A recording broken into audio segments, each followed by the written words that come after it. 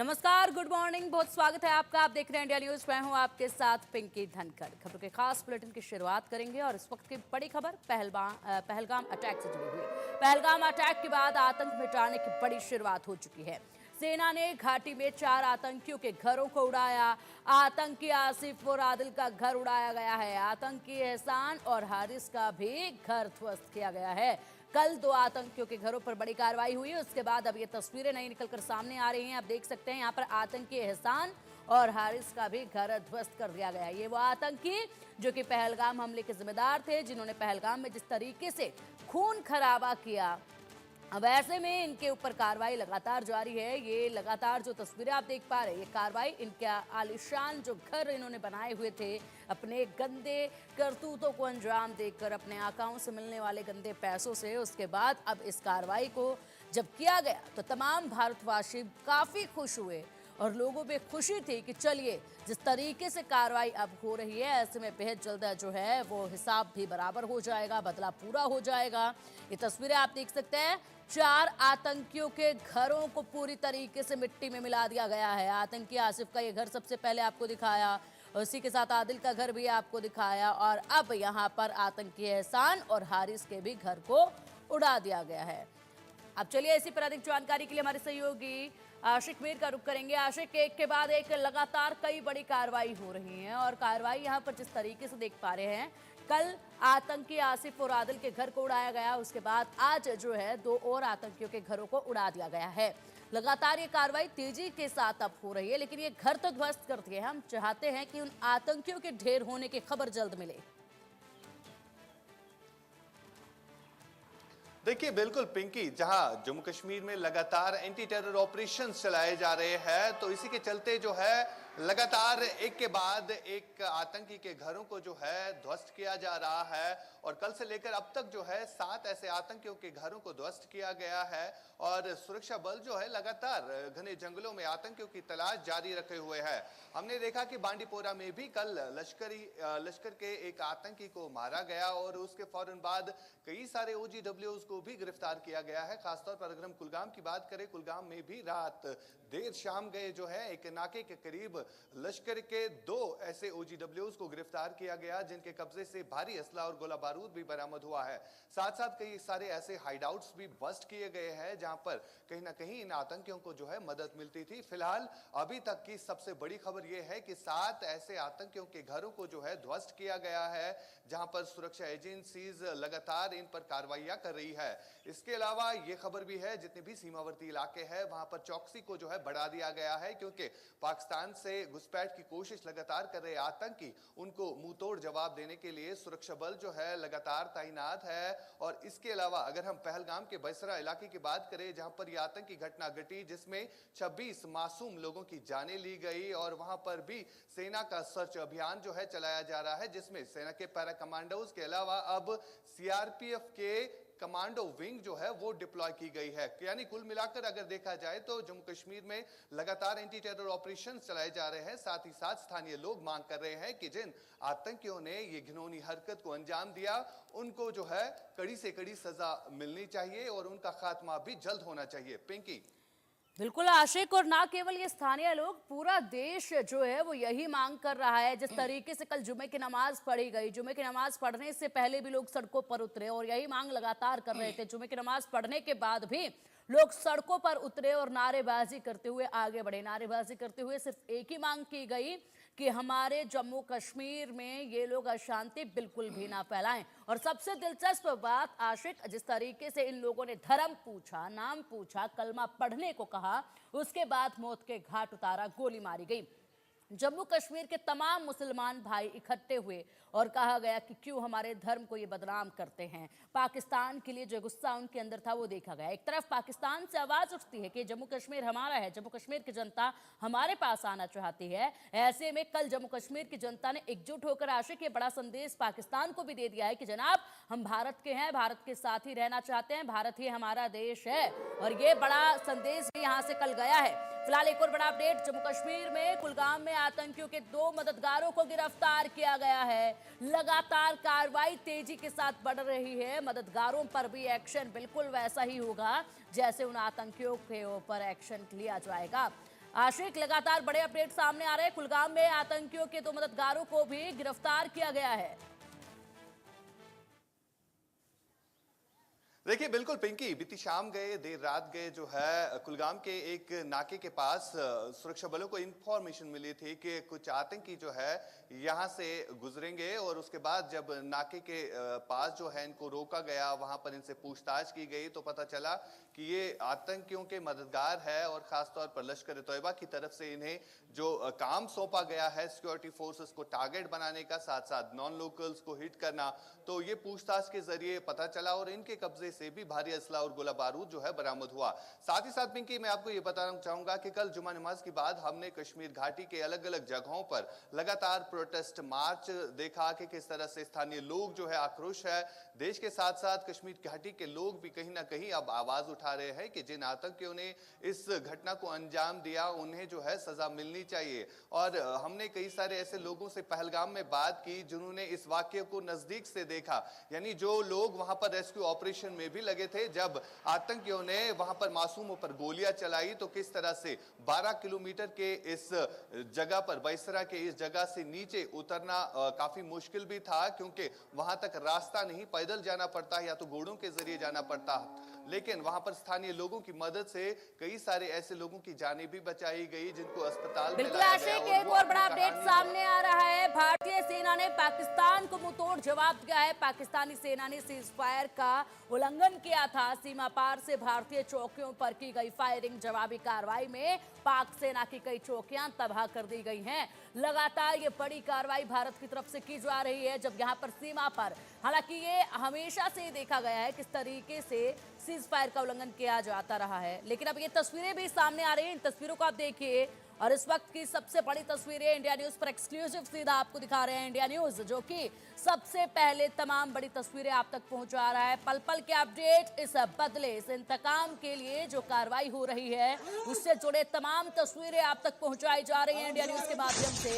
और लगातार कार्रवाई काफी तेजी के साथ अब देखी जा रही है। ऐसे में आशिक, अगर देखा जाए तो यहाँ पर सीमा पर लगातार ये सीज फायर का जो उल्लंघन पाकिस्तान की तरफ से किया जा रहा है, पाकिस्तान की चौकियों की तरफ से जिस तरीके से गोलीबारी का सिलसिला जारी है, ऐसे में अब यहाँ पर जवाबी कार्रवाई की गई है। पाक सेना की कई चौकियों को तबाह कर दिया गया है भारतीय सैनिकों द्वारा। बिल्कुल पिंकी, लगातार जिस तरह से पाकिस्तान ने सीज फायर उल्लंघन का जो किया है, वहां पर सीज फायर वायलेशन की है और हमने देखा कल शाम को उड़ी सेक्टर और गुरेज सेक्टर, साथ साथ जम्मू के कुछ एक सीमावर्ती इलाकों से पाकिस्तान ने सीज फायर का उल्लंघन किया, लेकिन उसका मुंह तोड़ जवाब जो है भारतीय सेना के जवानों ने जो है दे दिया है। फिलहाल कई सारी पाकिस्तानी चौकियां जो वहां पर सेना वहां पर रहती है और साथ साथ सेना के साथ यही आतंकवादी जो है इन्हीं चौकियों में इनको पनाह मिलती है, उनके इन कई सारी चौकियों को जो है निशाना बनाया गया है। फिलहाल लगातार सीमावर्ती इलाकों से चौकसी को जो है वो बढ़ा दिया गया है और कई सारे ऐसे वेपन्स जो है इन सीमावर्ती इलाकों में ले जाए गए हैं जिनसे कहीं ना कहीं सुरक्षा बलों को जो है मदद मिलती है। फिलहाल लगातार जम्मू कश्मीर में प्रोटेस्ट चल रहे हैं और पहले दिन से ही हमने देखा कि जम्मू कश्मीर के लोग जो है कैंडल मार्च करते हुए नजर आ रहे, क्योंकि जब से अगर हम देखें बीते कुछ दिन पहले पाकिस्तान के सेना प्रमुख आसिम मुनीर ने एक ऐसा बयान दिया था जिसमें उन्होंने कहा था कि हिंदू की अगर हम बात करें, हिंदू और मुसलमानों में काफी फर्क है और कहीं ना कहीं वो कश्मीर को अपनी जुगुलर वैन भी मानते हैं, यानी शहरक जिसे कहते हैं। तो उसके बाद ही इस तरह का जो इंसिडेंट है वो रिपोर्ट हुआ और आज स्थानीय कश्मीर के लोगों ने ये दिखाया कि वाकई तौर पर कश्मीर के लोग यहाँ पर अमन चाहते हैं, यहाँ पर पीस चाहते हैं, जिसका जीता जागता सबूत जो है बीते कुछ दिनों से लगातार कश्मीर के लोग दे रहे हैं।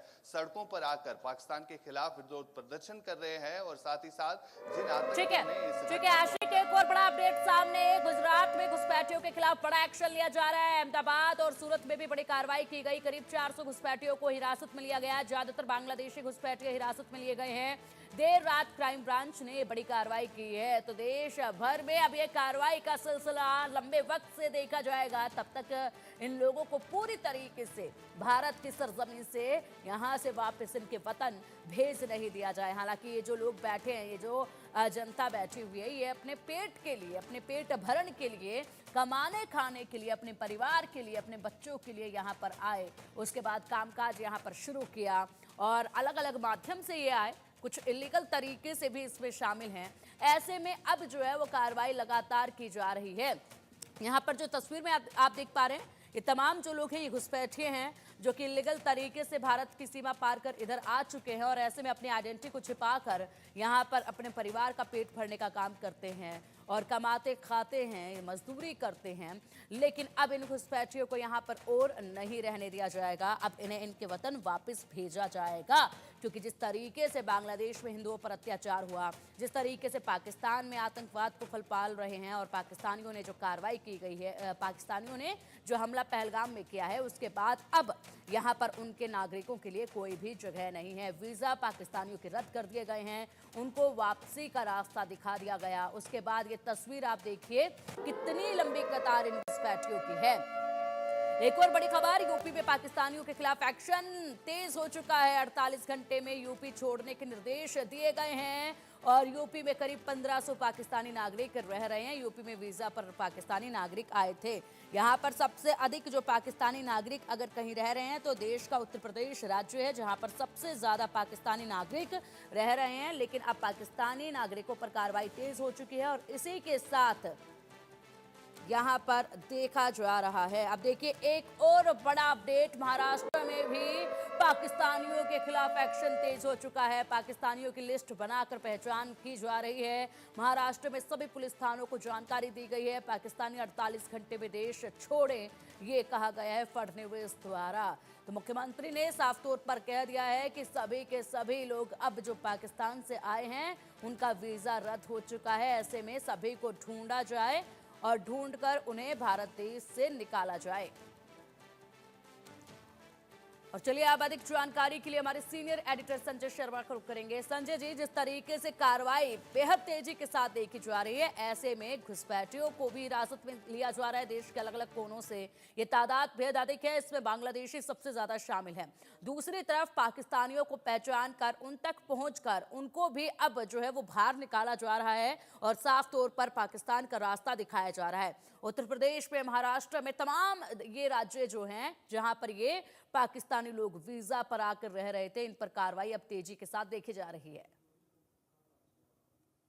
देखिए, पहलगाम हमले के बाद में भारत सरकार की कैबिनेट की बैठक बुलाई गई थी। सीसीएस की बैठक हुई थी, कैबिनेट कमेटी ऑन सिक्योरिटी। उसी में यह फैसला लिया गया था कि 48 घंटे के भीतर जितने पाकिस्तानी नागरिक हैं उन सभी के वीजा रद्द होंगे, उन सभी को भारत छोड़ना होगा। तो उसी नियम को, उसी कानून को जो भारत ने जो घोषणा की थी, उसका इम्प्लीमेंटेशन का काम शुरू हो चुका है। चाहे गुजरात हो, महाराष्ट्र, उत्तर प्रदेश और लगभग देश के सभी राज्यों से पाकिस्तानियों को डिपोर्ट करने का काम शुरू हो चुका है। जो नहीं जा रहे हैं उनको अरेस्ट किया जाएगा। कल केंद्रीय गृह मंत्री अमित शाह ने देश के सभी राज्यों के मुख्यमंत्रियों से भी इसी बारे में बात की थी और उनसे सबसे कहा था कि कोई भी पाकिस्तानी किसी भी राज्य में नहीं रहना चाहिए। अगर वो कोई रह रहा है तो अवैध रूप से रह रहा है, क्योंकि भारत सरकार ने सभी के वीजा, पासपोर्ट रद्द कर दिए। तो अब ये सारी एक्शन, सारी कार्रवाई राज्यों के द्वारा शुरू हो चुकी हैं, क्योंकि सबसे ज्यादा जो पाकिस्तानी है वो दिल्ली में नहीं राज्यों में रह रहे हैं और सबसे बड़ी संख्या जो आ रही है उत्तर प्रदेश में निकल करके सामने आ रही है। उत्तर प्रदेश है, गुजरात है, महाराष्ट्र है, आंध्र प्रदेश है, केरल है, कई सारे ऐसे राज्य हैं जहां पर पाकिस्तानी बड़ी संख्या में रह रहे हैं। बिल्कुल, बिहार का पटना, तमिलनाडु, हैदराबाद, तेलंगाना, केरला, ये वो जगह हैं जहां पर ये पाकिस्तानी जो है वो रह रहे हैं। ऐसे में ये कार्रवाई की जाएगी, इन सभी को वापस इनके वतन भेजा जाएगा। लेकिन संजय जी, बड़ा सवाल यहाँ पर अब एक उठता है, जब यहाँ पर देखा गया बांग्लादेश में जिस तरीके से हिंदुओं पर अत्याचार किया गया है और अल्पसंख्यकों पर जिस तरीके से अत्याचार किया गया, उसके बाद दिल्ली में एक कार्रवाई देखी गई थी, घुसपैठियों को निकालकर वापस भेजा जा रहा था, हिरासत में लिया जा रहा था। अलग अलग राज्यों में भी ये कार्रवाई देखी गई, लेकिन उसके बाद ये कार्रवाई जो है वो कहीं ना कहीं ठंडी होती चली गई। ऐसे में कोई ऐसे प्रबंध क्यों नहीं किए जाते? अभी इतनी ज्यादा तादाद में घुसपैठियों को बाहर निकाला गया है, जिसमें से सबसे अधिक बांग्लादेश के हैं। ऐसे में लगातार ये कार्रवाई क्यों नहीं होती है, ताकि इस तरह के जो लोग हैं वो यहाँ पर जो जमीन घेर कर बैठे हैं, जो काम घेर कर बैठे हैं, वो ना हो पाए? पहले से ही ये कार्रवाइयां क्यों नहीं चलती आ रही है? बड़े एक्शन पहले से ही क्यों नहीं देखे जा रहे हैं? जब ऐसी नौबत आती है उसी वक्त पर ये एक्शन लिए जाते हैं, तब इतनी तादाद में ये लोग निकल कर बाहर आते हैं। देखिए, जब देश से बड़ा हो जाता है तो फिर ऐसी चीजें देखने में सामने आती। हमने देखा किस तरीके से अमेरिका से भारतीयों को डिपोर्ट करके भारत भेजा गया, हाथों में हथकड़ी बेड़ियां पहन करके भारतीयों को वहां से निकाला गया था। लेकिन बांग्लादेशियों के साथ ऐसा नहीं होता, क्योंकि हमारे देश में, भारत में वोट बैंक के रूप में देखा जाता है बांग्लादेशियों को, पाकिस्तानियों को, मुसलमानों को। तो हमने देखा किस तरीके से ममता बनर्जी खुल के खड़ी हो जाती हैं, खुल के सामने आती है, बांग्लादेशियों को प्रेशर देती हैं, आश्रय देती हुई नजर आती हैं। इसी तरीके से जितने विपक्षी दल हैं, लगभग सभी के साथ यही समस्या है कि वोट बैंक की खातिर वो बांग्लादेशियों, पाकिस्तानियों के प्रति हमेशा शुरू से सॉफ्ट रवैया अपनाए हुए रहे हैं। और यही कारण है कि बांग्लादेशी भारत में सबसे बड़ी संख्या में घुसपैठ किए हुए आज भी बैठे हुए, क्योंकि उनको उनको यहाँ पर पासपोर्ट बना के दिए जाते हैं, यहाँ पर आधार कार्ड बना के दिए जा रहे हैं, उनको वोटर आई कार्ड बना के दिए जा रहे हैं। जो भारत के ठीक नागरिक है हैं उनके संजय जी, बड़ा अपडेट सामने है, अधिक जानकारी आपसे लेंगे। जम्मू कश्मीर से दिल्ली लौटे हैं आर्मी चीफ। श्रीनगर में सेना प्रमुख ने बड़ी बैठक की, वरिष्ठ सेना अधिकारियों के साथ ही मीटिंग की गई। सरकार को ताजा हालातों की अब जानकारी दी जाएगी। तो फिलहाल जो हालात बने हुए हैं उनकी जानकारी सरकार को दी जाएगी। इसी के साथ क्या एक्शन बड़े जो है वो किए जा रहे हैं उसकी जानकारी दी जाएगी। लगातार मीटिंगों का सिलसिला जारी है। आर्मी चीफ अब दिल्ली वापस आ चुके हैं। संजय जी, आर्मी चीफ दिल्ली आ चुके हैं, ऐसे में बैठकें तमाम देखी जा रही हैं, जिसमें यहाँ पर रणनीति पर भी चर्चा की जा रही है, हालातों पर भी चर्चा की जा रही है, और आज सरकार को हालातों की जानकारी दी जाएगी। देखिए, अब जो भी कुछ करना है वो आर्मी को करना, भारत की सेना को करना, क्योंकि जहां तक ये कहा जा रहा है कि भारत की सरकार की तरफ से संदेश साफ है, दो टूक शब्दों में प्रधानमंत्री नरेंद्र मोदी ने कह दिया है कि मिट्टी में मिला दिए जाएंगे और इतनी बड़ी सजा दी जाएगी जिसकी उन्होंने कल्पना नहीं की होगी। तो ये जो सजा देने की जो बात है, जब सजा देने की बात आती है तो फिर रोल शुरू होता है आर्मी का। तो आर्मी चीफ कल जम्मू कश्मीर गए थे, श्रीनगर जाकर के उन्होंने हालात की समीक्षा की है और उन्होंने अपने हिसाब से सारी व्यवस्थाओं को देखा है, आका, और जितने भी निर्देश देना थे वो दिए। और अब वहां से लौट करके दिल्ली आए हैं और आकर के अब क्या क्या होगा, किस किस सेक्टरों में आगे उनको जाना है, किस किस सेक्टर में उनको क्या क्या तैयारियां चाहिए और क्या क्या मूवमेंट चाहिए आर्मी का, किस तरीके की एक्शन आगे लेना है। और साथ ही साथ जो उन्होंने वहां पर जो स्थितियां देखी हैं और आर्मी का डिप्लॉयमेंट देखा है, क्या डिप्लॉयमेंट बढ़ाने की जरूरत है, क्या और भी वहां पर मूवमेंट करने, आर्मी का मूवमेंट भेजने की जरूरत है। तो ये सारी की सारी चीजें वहां सरकार के साथ डिस्कस कर सकते हैं। केंद्रीय गृह राज्य रक्षा मंत्री राजनाथ सिंह से मिलकर के उनको जानकारी दे सकते हैं। और अब आगे जो रोल शुरू होता है वो आर्मी का जो रोल शुरू होता है, आर्मी, एयरफोर्स और नेवी तीनों की बारी आएगी। तो अब तीनों के जो चीफ हैं वो अपने अपने लेवल पर सक्रिय हो चुके हैं। ठीक है संजय जी, आप नजर बनाए रखिएगा, तमाम गतिविधियों पर अपडेट आपसे हम लेते रहेंगे। फिलहाल के लिए बहुत शुक्रिया आपका इन तमाम जानकारियों के लिए। अब एक और बड़ा अपडेट सामने है। भारत के डर से ईरान की शरण में पाकिस्तान जाने की कोशिश में मदद के लिए ईरान से पाकिस्तान की बातचीत हुई है। भारत के एक्शन से पाकिस्तान बुरी तरह से घबराया हुआ है। ईरान ने भारत पाक में मध्यस्थता की पेशकश की है। ईरान ने भारत पाक के बीच में मध्यस्थता की पेशकश की है। ऐसे वक्त में ईरान ने एक बेतुका बयान भी जारी करके भारत को शांति कायम रखने की नसीहत देने की कोशिश की है। ईरान ने पाकिस्तान को तो कुछ नहीं कहा, मगर भारत को भाईचारे और अमन की नसीहत देने में पीछे नहीं रहा। ईरान के विदेश मंत्री ने एक्स पर पोस्ट कर कहा कि भारत और पाकिस्तान ईरान के भाईचारे वाले पड़ोसी हैं, जो सदियों पुराने सांस्कृतिक और सभ्यता के संबंधों से जुड़े हैं। अन्य पड़ोसियों की तरह हम उन्हें अपनी सबसे पहले प्राथमिकता मानते हैं। इस कठिन समय में अधिक समझदारी बनाने के लिए वह इस्लामाबाद और नई दिल्ली में अपने ऑफिसों का इस्तेमाल करने के लिए तैयार हैं, ये कहा गया है। पेशकश ये बड़ी दी गई है। अधिक जानकारी के लिए हमारे सहयोगी अजय जांडियाल हमारे साथ जुड़ चुके हैं। अजय, क्या वाकई में यहाँ पर किसी भी देश को पाकिस्तान के लिए स्टैंड लेना ठीक लगेगा? क्योंकि जिस तरीके से यहाँ पर लगातार आतंकवाद को परोसा गया है, पूरे दुनिया के लिए आतंकवाद को पैदा किया गया, जो कि पूरी दुनिया के नाक में दम कर चुका है, ऐसे में उस आतंकवाद के खात्मे की तरफ कंट्रीज को आगे पैर बढ़ाने चाहिए, लेकिन बावजूद इसके नसीहत भारत को ईरान दे रहा है। देखिए पिंकी, एक चीज को समझना होगा कि अगर हालात पाकिस्तान की तरफ से खराब नहीं किए गए हैं, अगर पाकिस्तान जंग की तैयारी नहीं कर रहा है, तो पाकिस्तान ईरान की गोद में जाकर बैठे और कहे कि भाई हम जो है वो युद्ध के लिए नहीं कह रहे। अभी तक जो बयानबाजी की गई है, पाकिस्तान के डिप्टी प्राइम मिनिस्टर हों, पाकिस्तान की तरफ से उनके जो मंत्री हैं भुट्टो, उनकी तरफ से की गई है, पाकिस्तान के कई जो सेनाध्यक्ष हैं वो कह रहे हैं। तो इसके पीछे ईरान को ये देखना होगा कि जंग की बात कर कौन रहा है। भारत ने तो कहा है, प्रधानमंत्री ने साफ कहा कि हम आतंकवादियों और उनके पीछे जो भी है हम उसके खिलाफ कार्रवाई करेंगे। अगर पाकिस्तान को पता है कि आतंकी हमला उसके देश में प्लान हुआ, उसकी तरफ से किया गया, अगर पाकिस्तान सेना उसमें शामिल नहीं है तो वो हाफिज सईद को और सैफुल्लाह को लेकर सामने आ जाए, कहें हम भारत को देने को तैयार हैं। तो इसमें कौन मना कर रहा है उनको? तो दरअसल पाकिस्तान अब अपने आतंकवाद को भी छुपाना चाहता है और अपनी जान भी बचाना चाहता है। तो इस चीज को बर्दाश्त नहीं किया जाएगा। भारत की तरफ से अभी भी उसी स्टैंड पर भारत है कि किसी भी तरीके से पाकिस्तान का उन्होंने नाम नहीं लिया प्रधानमंत्री ने। पाकिस्तान के बजाय उन्होंने साफ कहा कि जो आतंकवादी हैं, जो इसमें शामिल हैं या उनके पीछे जो हैं, उनको बख्शा नहीं जाएगा, उन्हें जमींदोज कर दिया जाएगा, उनको मिट्टी में मिला दिया जाएगा। अब ईरान को ये समझना होगा कि ये जो कहा गया है ये आतंकवादियों और आतंकवाद के जो समर्थक हैं उनके लिए कहा गया है।